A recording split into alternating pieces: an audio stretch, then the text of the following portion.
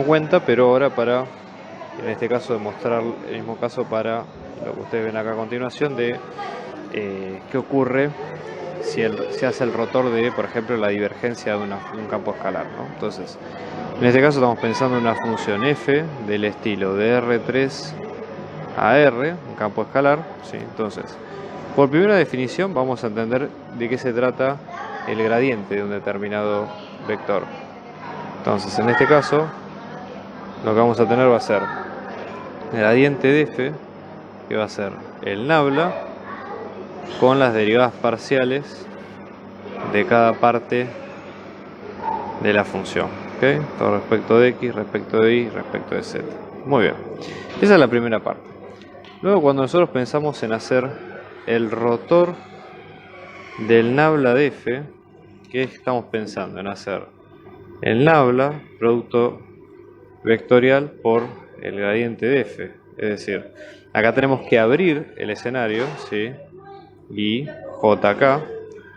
Luego tenemos las derivadas parciales sin nada de todo esto, ¿okay?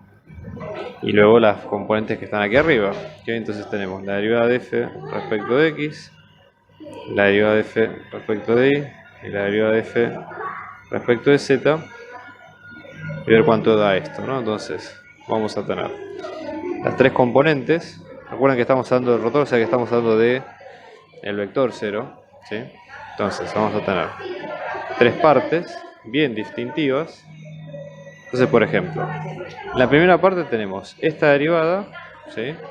De esta derivada de la función respecto de z.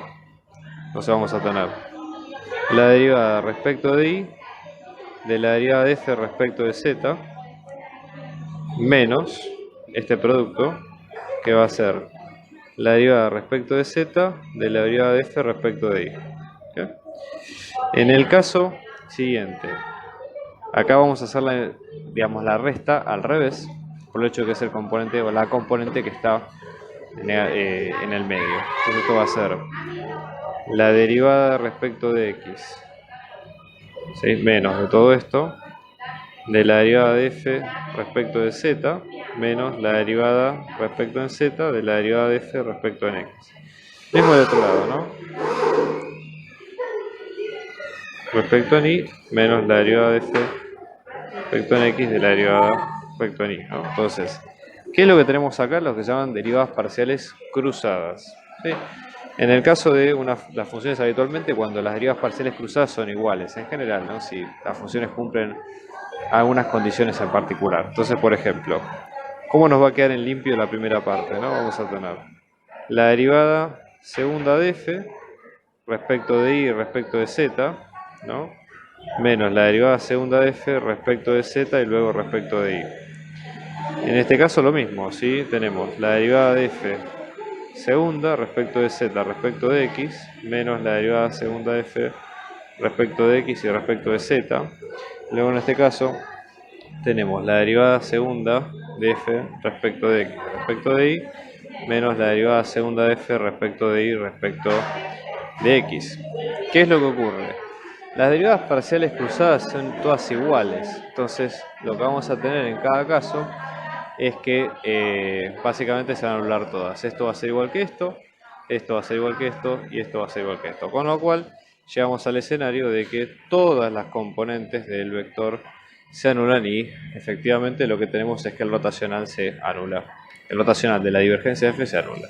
Vamos a ver algo similar para el segundo caso, que es que ocurre cuando ahora calculamos al revés, la divergencia del rotacional de una función. Entonces en este caso estamos primero pensando en hacer el nabla por b, ¿sí?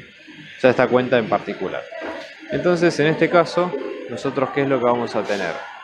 ¿Sí? Vamos a tener, primero tenemos que definir lo más importante, que es esto, y después hacer la cuenta más importante. Entonces vamos a tener el rotor de b, ¿sí? Que en este caso tenemos I, J, K, el nabla, sus componentes, y después tenemos B, en este caso vamos a tener, en este caso B de X, B de Y y B en Z. Estamos hablando de las componentes, no que cada componente puede ser función de X y Z independientemente, pero es una forma de nombrarlos nada más. Entonces, esto nos va a dar un vector, ¿no? Entonces vamos a tener las tres componentes del vector. Fíjense, en la primera parte vamos a tener la derivada de la componente en z respecto de y menos la derivada de la componente en y respecto en z. Luego tenemos la derivada de la componente en x respecto en z menos la derivada de la componente en z respecto en y. Y luego tenemos la derivada de la componente en y respecto en x menos la derivada de la componente en x respecto a y. Sí, o sea, básicamente queda esto en cuentas. Ahora, si a esto mismo nosotros aplicamos la divergencia, ¿qué es lo que estamos haciendo? Estamos haciendo nabla nuevamente por este vector. Entonces vamos a tener el vector de derivadas parciales sin nada, de vuelta a vacío, como siempre, por, y en este caso vamos a tener todo este vector, ¿sí? No lo voy a copiar de vuelta porque está aquí arriba, así que no tiene demasiado sentido. Pero vamos a ver qué ocurre en el resultado. Como es un producto de escalar entre dos vectores, lo que nos va a dar es un escalar. Vamos a tener, fíjense, la primera componente con la primera componente, la segunda componente con la segunda componente y la tercera componente con la tercera componente. Entonces lo que vamos a tener es la derivada respecto de x, ¿de qué? De la primera resta, ¿sí? De una derivada respecto en y menos otra respecto en z, más una derivada respecto en y de toda esta componente, que está aquí arriba.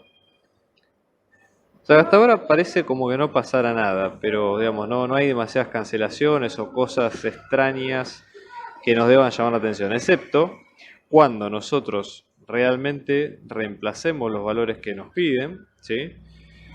En este caso, lo que vamos a ver es lo siguiente. Recuerden siempre que las derivadas parciales cruzadas son iguales, entonces no deben perder de vista eso, porque eso es lo importante en cada caso. Entonces vamos a tener derivadas segundas, fíjense, derivada segunda de la componente en z respecto de x y respecto de y, menos la derivada segunda de la componente en y respecto en x y respecto en z, más la derivada segunda de la componente en x respecto en y respecto en z, menos la derivada segunda de la componente en z respecto en y, en este caso, déjenme chequear, esto debería ser respecto en x, ¿sí? Así que mala mía, perdón, respecto en y respecto en x, y acá vamos a tener más la derivada segunda de la componente en y respecto en z respecto en x, menos la derivada segunda de la componente en x respecto en z respecto en y.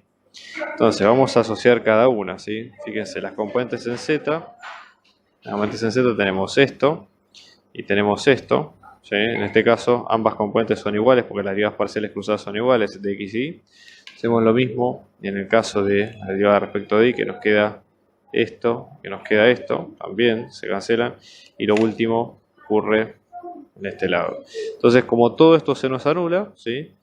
Esto da el número 0 y es efectivamente lo que da al principio, así que da 0 esta cuenta en particular.